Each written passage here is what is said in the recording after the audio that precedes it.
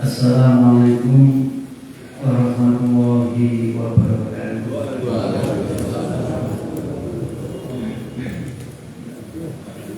Bismillahirrahmanirrahim. Alhamdulillah. Alhamdulillahilladzi qala fi kitabil karim a'udzu billahi minasyaitonir rajim. Wa may yaqdi ghairal islami dinan falaika minhu wa huwa fil akhirati minal khasirin.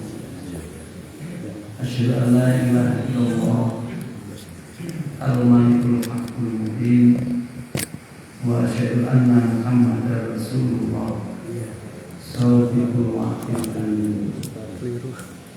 Allahumma sholli wa sallim wa barik ala nabiyyina Muhammad wa ala alihi wa ashabihi wa man tabi'ahum ihsanin ila yaumiddin. Raditu billahi rabba wa bil islami dina wa bi Muhammadin nabiyyan wa rasulah. Rabbana zidna ilma warzuqna fahma waj'alna min ibadikas sholihin. Amin. Bapak Ibu jamaah sholat subuh dan kajian ilmu Masjid Al-Ikhwan rahimakumullah. Alhamdulillah, hari demi hari terus berganti. Pagi ini giliran saya untuk menyampaikan atau mengisi.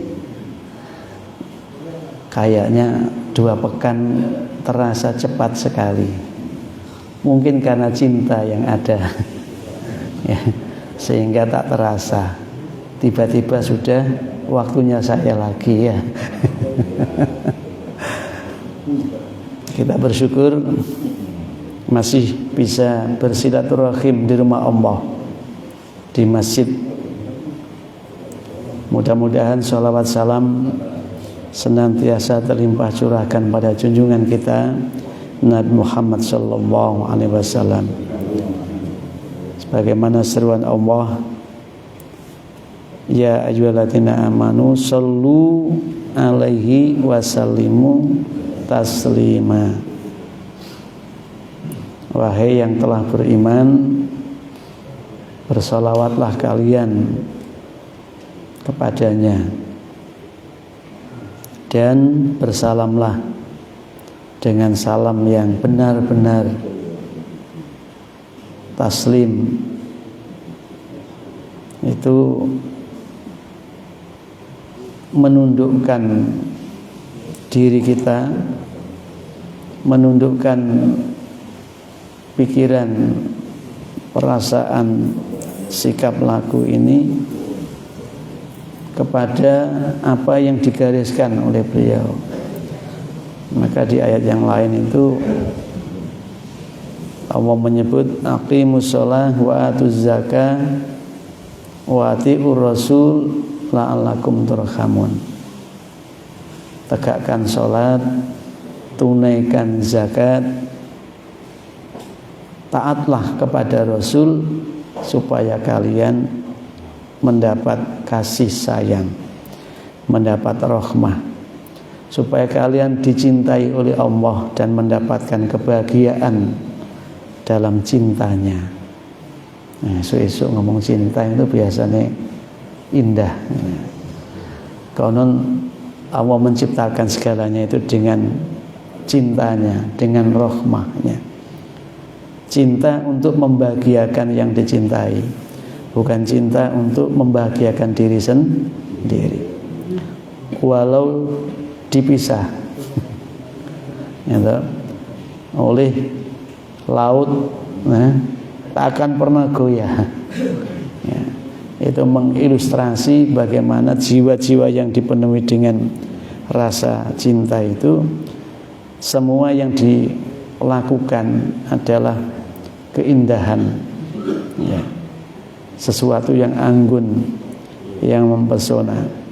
Makanya jalani hidup berislam dengan penuh kecintaan, maka kamu tidak menjadi orang yang merasa menyesal dan merugi. Nek wong seneng iku gak ono rumangsa rugi masa entek akeh. Ya Pak Bari ya.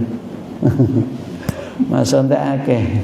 Ora rumangsa rugi, ya. Nah, orang yang berislam dengan lurus itu besok tidak pernah menjadi orang yang merasa merugi atau dirugikan. Nah, untuk itu pagi ini saya ingin sampaikan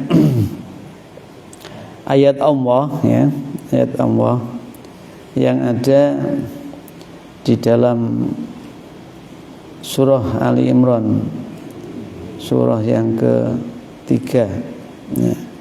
Surah yang ketiga, ayat yang ke 97,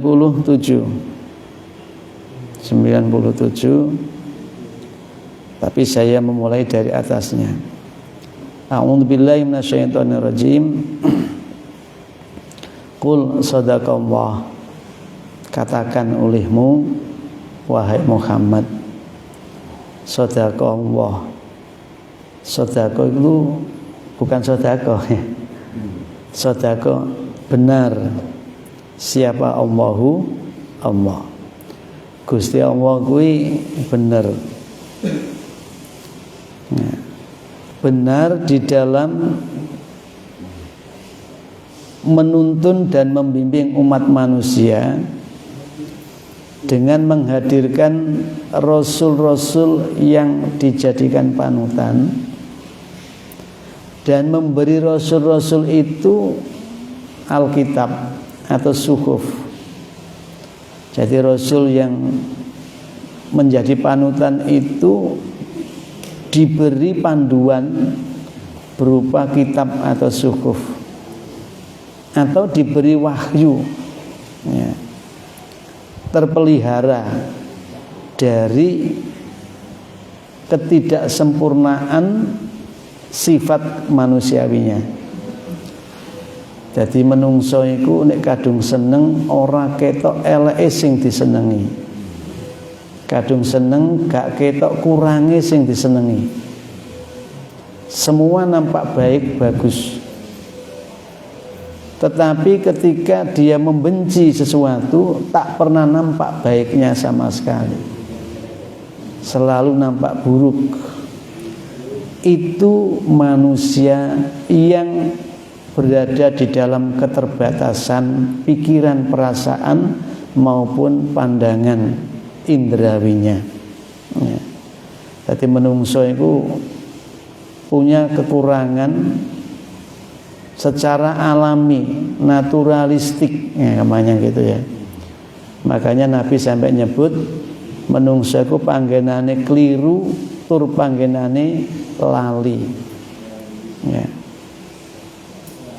Islam memberikan pemahaman kepada kita, manusia normal itu manusia yang punya potensi untuk lupa dan punya potensi untuk salah, ya. Tidak hanya itu, Islam itu memberitahukan ada kekuatan dahsyat di dalam jiwa manusia, yang satu mengajak untuk durhaka, mendorong untuk menyimpang, yang satu mengajak untuk taat. Nek wong nggambarke kuwi enek bayangan jiwa manusia itu sing putih karo sing celeng. Nek melok sing celeng dadi celeng. Nubruk-nubruk ndak karon-karon. Ya, jadi ada kuatul takwa, ada kuatul fujur, potensi.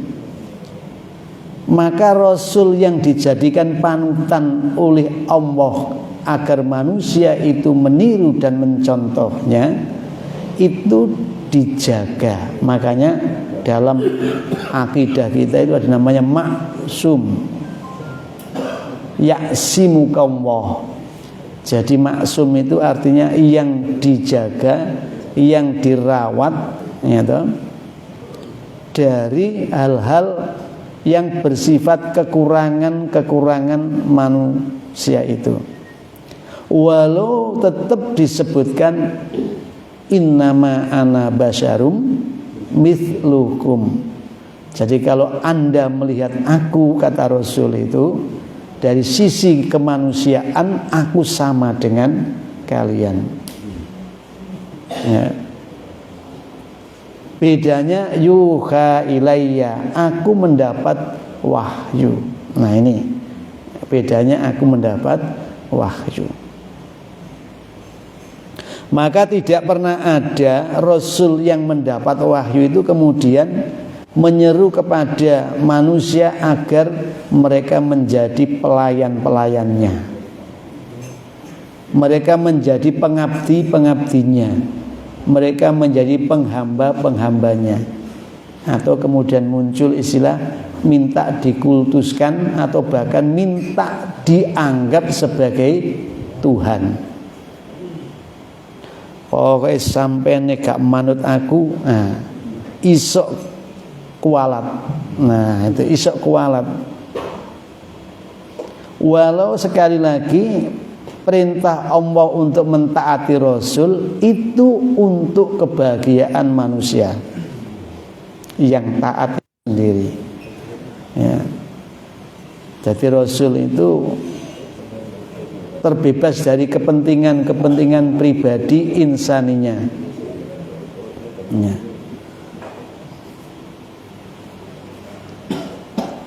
Nah, katakan wahai Muhammad. Nah ini Kanjeng Nabi diperintah, katakan wahai Muhammad, Allah itu benar. Allah itu benar. Sadaqallah. Allah itu benar.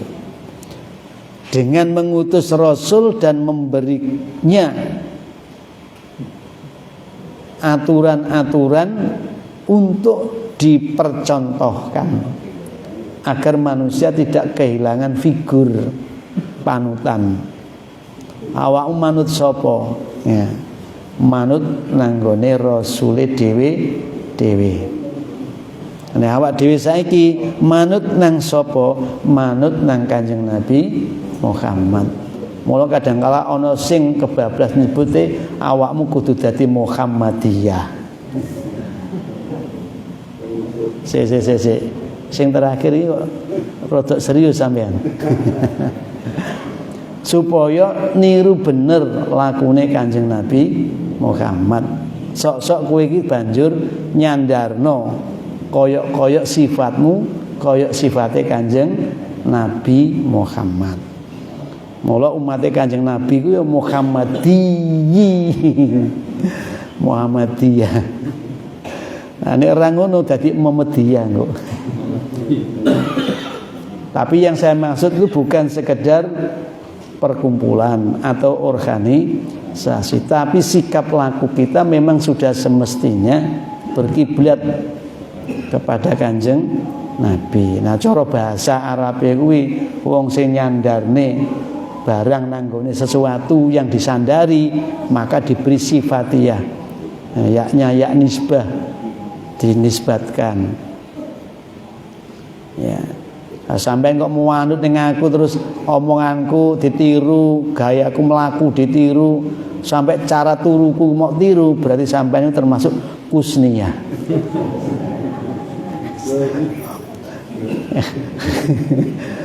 Mulai kan ada uang nuwiru kuwabe apa jare Imam Asy-Syafi'i namanya Syafi'iyah, ngono lho.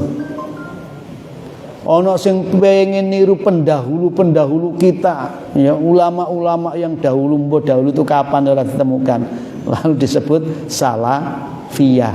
Nah, salafiyah. Tapi nek senengane tengkar tok iku jenenge khilafiyah. Dulu beda tiga perkara. Padahal wis seru. Wong umur swidak kuwi mesti beda karo umur 15. Arek balik umur pira? 13 ya. Balik wisan. Padha-padha kewajibane. Antare wong umur 70 karo umur 15 ki mau, kewajibane padha, tapi sing digawe nglakoni beda. Ngono ya kok isih gak paham-paham. Sing tuwa geger nang sing enom ya geger nang sing tuwa. Akhirnya kehilangan esensi kemuhammadiyahannya. Apa itu? Sing enom ngurmati sing tuwa nyayangi sing enom. Ngono lho. Karena Allah itu benar, di dalam salah satu kebenaran yang diberikan oleh Allah itu fattabi'u millata Ibrahim hanifa. Maka kalian semua sepatutnya untuk mengikuti tradisi, nilai budaya, norma, agama Ibrahim yang hanifah, yang lurus, yang tauhid. Jadi Kanjeng Nabi itu diperintah oleh Allah, katakan olehmu wahai Muhammad, Allah itu enggak salah, Allah itu benar. Nyata Tuhan yang mengetahui awal dan akhir, Allah Tuhan yang mengetahui yang zahir dan yang batin. Ya, itu benar-benar memberikan kebenaran untuk itu diantaranya adalah Nabi Ibrahim. Maka kalian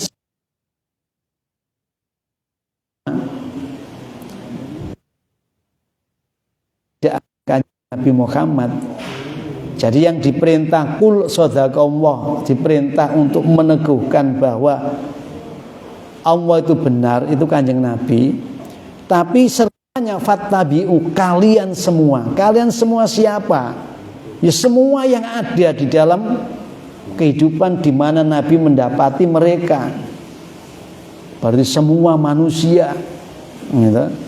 Baik dia itu menjadi pengikut Kanjeng Nabi atau tidak. Ya. Jadi yang tidak menjadi pengikut Kanjeng Nabi Muhammad itu berarti orang-orang yang disebut dengan non-Islam. Kan gitu ya, non-Islam.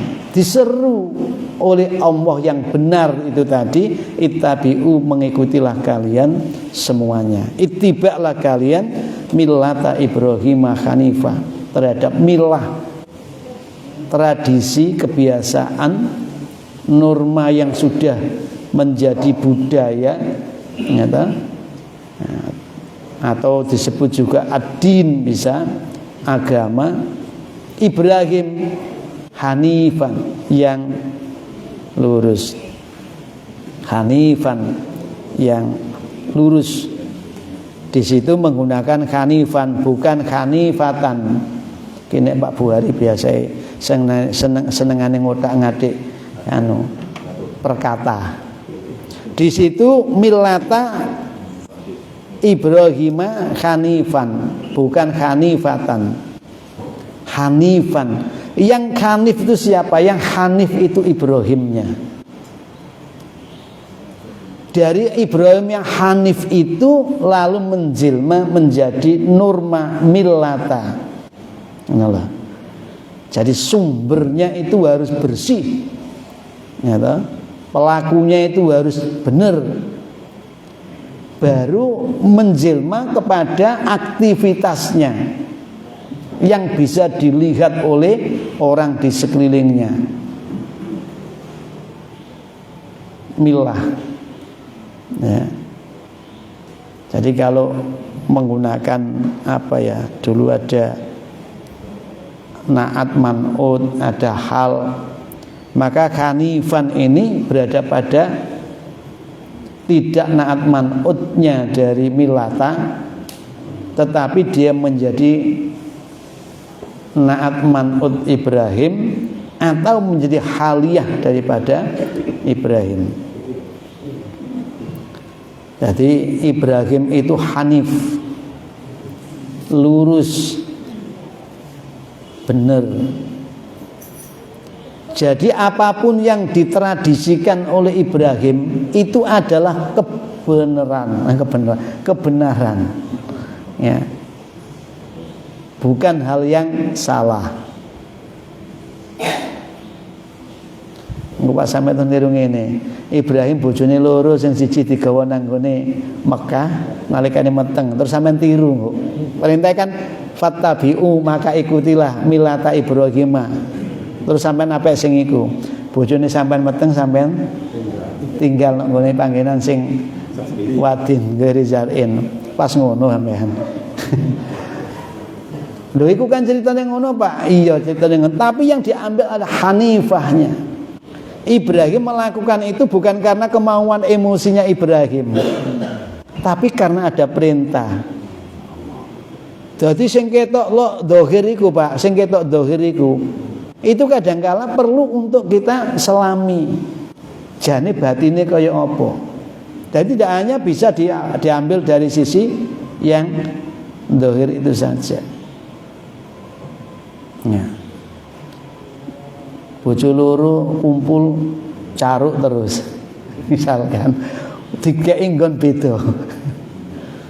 Ngapunten Bu iki kok nang bojo-bojo iki enggak soalnya ana sing ndonga kadang ngene, ya Allah jadikanlah keluarga kami seperti keluarga Ibrahim. Terus takoni Ibrahim bojone pira kali? Lan jeneng gelem apa ora diwayu? Mboten purun. Lha kok ndonga kok keluarga Ibrahim. Nah, mula ayate kuwi lebih luas. Cakupannya itu lebih luas dari sekedar apa yang nampak tadi itu. Karena ayat yang ingin saya sampaikan bukan kaitannya dengan yang normatifnya itu, tapi kaitannya dengan esensi ketauhidan kita. Karena aku sampaikan kayak ayat-ayat yang berkenaan dengan tauhid. Saya ingin sampaikan bahwa millata Ibrahim hanifah, milah Ibrahim itu lurus.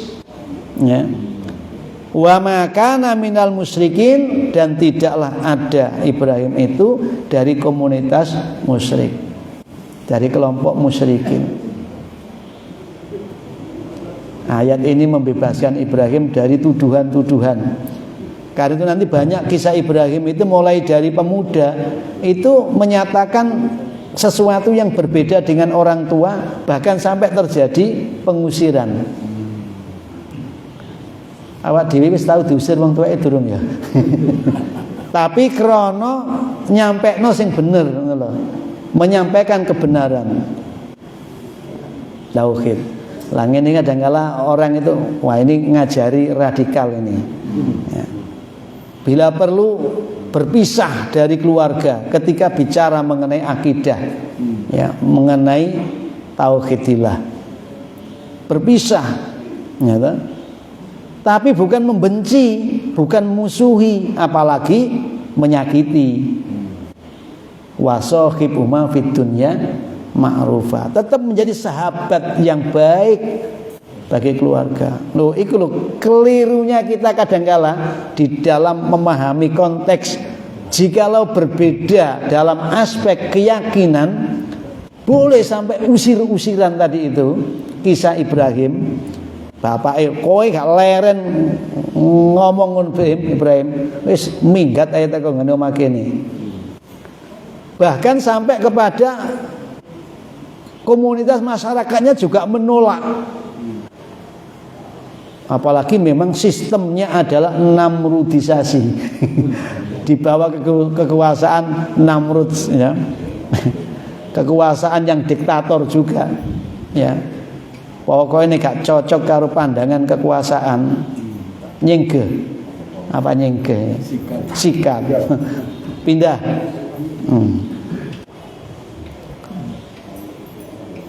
Akhirnya Ibrahim itu harus menerima sanksi, ya, dianggap melanggar ketertiban umum dan bikin kekacauan.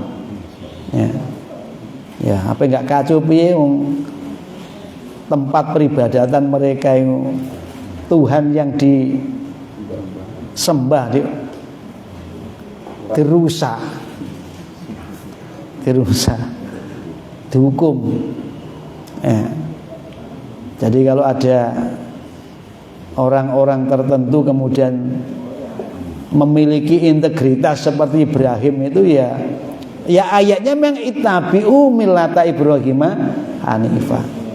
Tapi Ibrahim walaupun diusir itu mengatakan, aku akan mintakan ampun kepada Tuhanku atas kesalahan engkau wahai bapakku. Ya. Walaupun kemudian nanti ketika Ibrahim berdoa itu lalu diingatkan oleh Allah. Ya. Tapi sebagai insan yang lahir dan tumbuh kembang dalam keluarga yang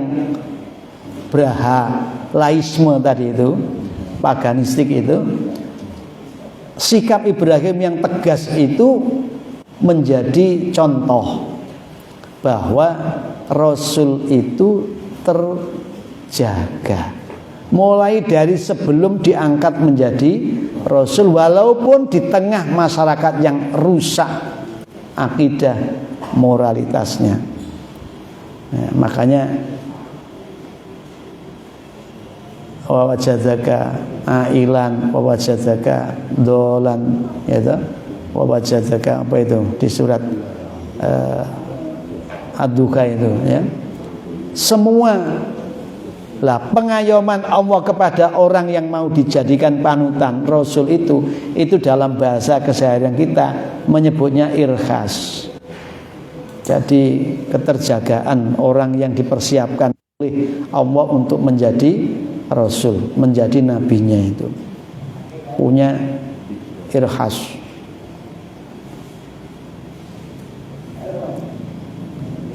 Ibrahim tidaklah menjadi bagian orang yang musyrik walaupun hidup di masyarakat yang musyrik dan hidup di keluarga yang musyrik.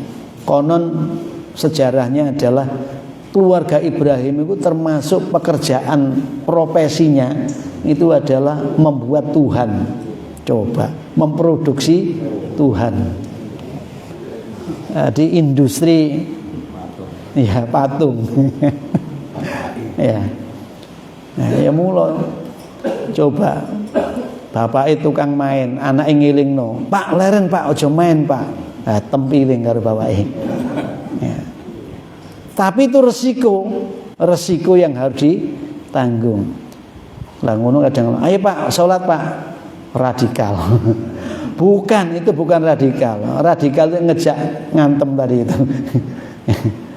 Jadi tumen di kekuasaan nanggone anake plak misalkan. Wewe kok wewe kaplok. Oh wewe duit wewe apa ngono kan yo seneng anaknya. Jadi Ibrahim itu betul-betul dijaga oleh Allah dari situasi dan kondisi yang sangat sangat kental, kuat tradisi kesyirikannya itu. Ibrahim tidak terimbas oleh kondisi itu dan justru Ibrahim membuat tradisi baru, ya, bisa untuk membangun tata nilai baru, ya, dengan menunjukkan bahwa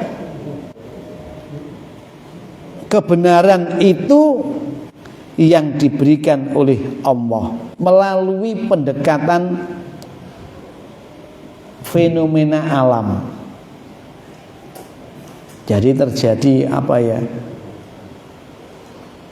internalisasi keyakinan itu dari proses tafakur. Makanya ayatnya itu kan selain yadkuruna Allah qiyaman wa qu'udan wa ala junubihim wa yatafakkaruna, itulah. Jadi orang yang berzikir dalam kondisi berdiri, duduk atau berbaring, berzikir la ilaha illa anta, la ilaha illa huwa, la ilaha illallah. Sampai nang YouTube itu ono sing saking menikmati sampai salto macam-macam misalkan. Ya sebenarnya itu refleks biasa saja. Bagi orang yang pernah ngalami itu biasa saja. Bagi yang belum pernah ngalami itu kok dzikir kok koyok ngono ngono ya. Iku ora digawe-gawe kok, Pak. Bagi yang ngalami gak digawe-gawe. Kalau nggak percaya silakan jenengan coba. Jenengan konsentrasi betul, lepaskan semua pikiran perasaan jenengan, yang ada cuman kuwatul ilahi, ndak ada kuwatul insani. Kusno nggak enak sing ono Gusti Allah. Bandrio nggak enak sing ono. Abu Yasin nggak enak sing ono Gusti Allah. Jadi kanca-kancamu renek kabeh, mulane mau tendangi ora apa-apa. Ora enek kabeh soalnya. Sudah istilah istigrok kita tenggelam, larut di dalam ingatnya kepada Allah. Sehingga motor ketok, kuping gak krungu, ya toh. Ketika semua sudah satu tujuan, yang lain itu dianggap tidak ada. Apa iso ngalami ngono? Iso. Nah, carane dicoba dhewe ning anggon sing sunyi. Ya tafakur nang Gusti Allah. Zikir koyo ngono. La ilaha illallah. Ya. Jadi jarine teorine kuwi. Kowe iki nek ngomong la ilaha iku metu. Energi negatifmu kamu keluarkan dengan kalimat nafi. Nafi la ilaha, tidak ada Tuhan. Illallah, masukkan ke hati hanya Allah. Sehingga kok mari la ilaha illallah, guri-guri Allah. La ilaha ini wis nak jaba soalé. Kayak Allah. Nek wis awak-awak ngono, akhire kaya ngono ki mau. Kayak ngono ki mau. Ya. Ya sampai tak kei teorine, sampai gak kaget nek ana wong sing kaya ngono ki ora kaget. Kadang kala bengok buanter, tapi dhek dhewe gak krungu, Pak. Buanter tanggane ku sampai iki jerit-jerit, wirid apa kok jerit-jerit iki? Dhek gak krungu. Kenapa tadi itu? Tuli telinganya, buta matanya, ya toh? Lesannya itu sebenarnya bunyi gak bunyi dia gak ngerti sudah. Tapi nek jari sing ndak akal, nek suwe sing ngoten lak gendeng Pak kula. Lho gendeng lak jari wong sing ngarani ya. Wong jari awakmu ora. Ya toh. Maka pengalaman-pengalaman pribadi yang terkait dengan keberagaman itu seyukyanya tidak ditampilkan di dunia umum. Nah, itu kan salah sing nyuting ya. Terus salaman sing unggah. Akhirnya apa? Wong pengalaman pribadi. Kok ya di utuh-utuhke. Jadi kesyirikan itu yang paling berat di zaman kita ini adalah riya. Kesyirikan yang paling berat di zaman kita ini adalah riya. Pamrih kepada selain Allah. Ilahi anta maksudi waridhoka matlubi.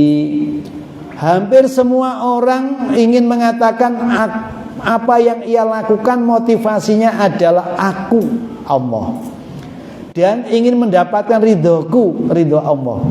Tapi nyatane ketika sudah ditelisik bahwa Allah perintahkan kamu itu mengerjakan aturannya adalah mukhlishina lahudina kunafa'a, nyatane nek wis kadung karep beguguk begudul ora kena dibelokno, walaupun dikasih rambu-rambu.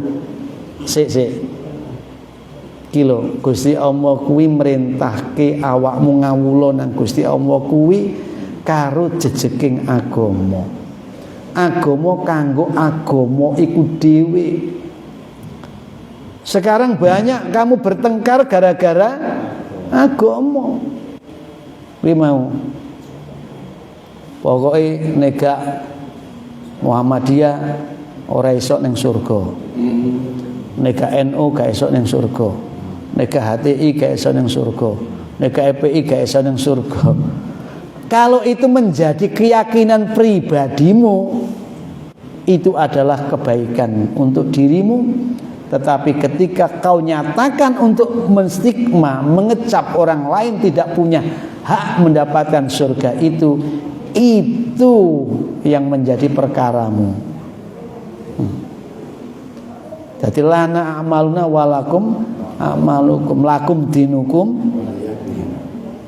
Ojo-ojo wong sing sampean sebut non Muslim tadi itu kemudian jauh lebih berserah diri kepada Allah, ya, daripada jenengan yang sudah tingklak-tingkluk tapi angger metu teko masjid gak ono apike wong. Nah, urip didasari dengan prasangka-prasangka, zakmun, ya, dugaan-dugaan saja. Maka Ibrahim bukan komunitas musyrikin. Maka siapa yang mengatakan bahwa aku beragama seperti agama Ibrahim, tapi dia punya Tuhan lebih dari satu, atau dia masih mempertuhankan hawa nafsunya, maka dia bukanlah pengikut Ibrahim.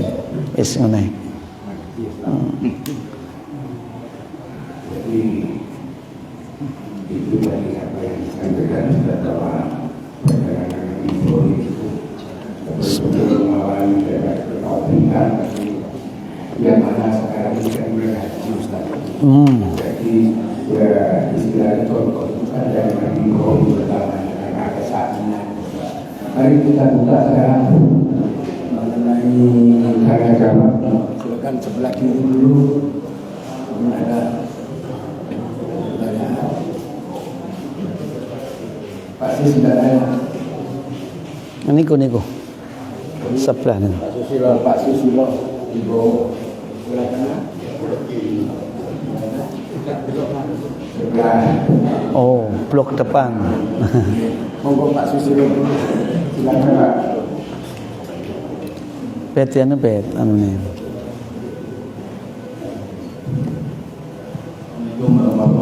Waalaikumsalam warahmatullahi wabarakatuh. Ustaz, kalau Ibrahim, Nabi Ibrahim berani berbeda dan berani bermusuhan dengan menghadapi apa namanya situasi tentang masalah yang besar ya, tentang apa namanya kebenaran. Kalau di sekarang kan yang berbeda banyak khilafiyah pada umumnya musuh.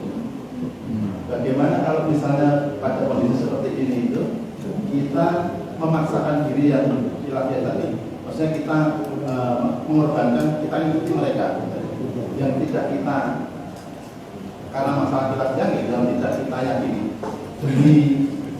demi tidak terjadinya permusuhan, boleh? Ya. La talbisul haqqo bil batil wa antum ta'lamun. Yen awakmu wis eruh antarane sing bener karo sing batil, jangan kau campur adukkan. Ya. Jadi tegas itu memperjelas identitas. Tapi identitas tidak dijadikan untuk membenci dan memusuhi, walau dibenci dan dimusuhi. Nah, jadi kita tidak boleh talbis bil batil. Tidak ada kompromi, itu berkaitan dengan kebenaran dan kebatilan. Pak, biar bersaudara, ada persaudaraan di dalam kebatilan itu. Tidak ada. Karena pada ujungnya pasti pertengkaran. Maka dulu pendiri bangsa kita itu sudah sangat arif dan bijak dengan menciptakan kerangka kehidupan kebangsaan itu Pancasila. Itu luar biasa. Dari Pancasila itu kemudian balut simbol di bawah cengkeraman cakar Garuda itu adalah Bhinneka Tunggal Ika. Jadi kamu jangan menafikan orang berbeda. Jangan kau jadikan sumber konflik perbedaan itu. Jangan kau benci dan jangan kau musuhi yang berbeda itu. Karena yang berbeda itu sunnatullah, alami, natural. Jangan membenci perbedaan. Makanya dikasih konsep lakum dinukum awaliyatin lana a'malna walakum a'mal. La tus'aluna amakanu ya'malun. Ente enggak diminta pertanggungjawaban atas perilaku mereka. Titik.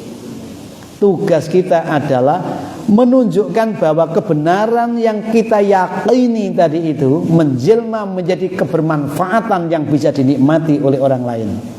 Ngoten nggih? Wis. Saya ono soal sing takon, engko pas sampean sumprit aku. Oh, Pak Nanang. Nggih. Kedua, Ustaz, nama moderator.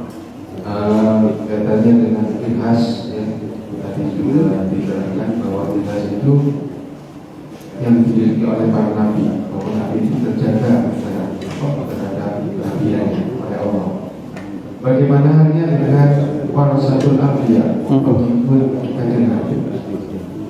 Mohon keterangan Ustaz. Ya. Tidak ada jaminan, tidak ada jaminan, ya toh. Al ulama'u warasatul anbiya, ulama-ulama sebagai pewaris nabi itu kemudian tidak ada kekeliruannya. Ya. Karena integritas ulama itu dipertaruhkan melalui kepribadian innama yakhsyallah min ibadihil ulama.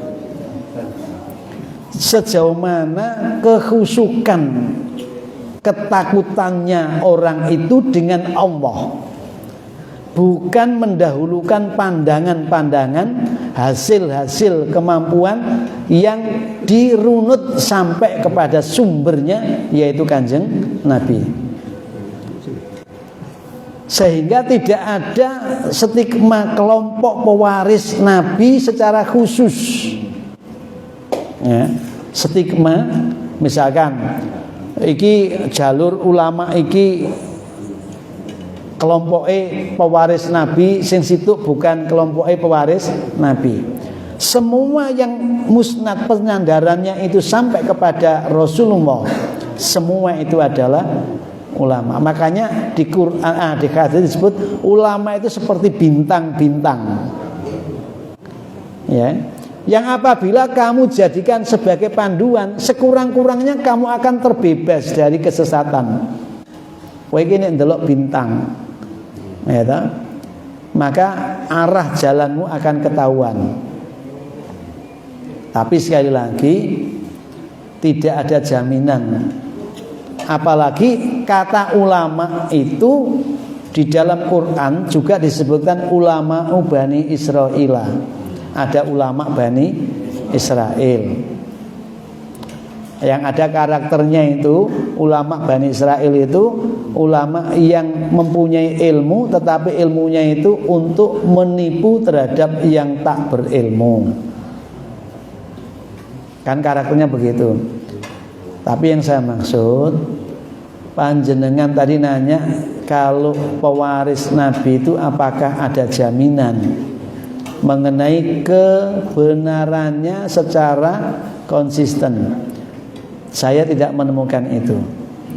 Yang dijamin ya'simuka Allah, yang menjagamu Allah, dalam arti apapun yang ditayangkan Allah melalui Rasul, walau kelihatannya itu adalah kekeliruan, misalkan di surat Abasa itu, ya toh, sepintas seolah kekeliruan, padahal itu bukan kekeliruan. Allah memberikan takbir kepada kita bahwa jika kepentingan individu mengalahkan kepentingan Allah, mengalahkan kepentingan agama, pasti akan dicap sebagai laku yang keliru yang harus diluruskan.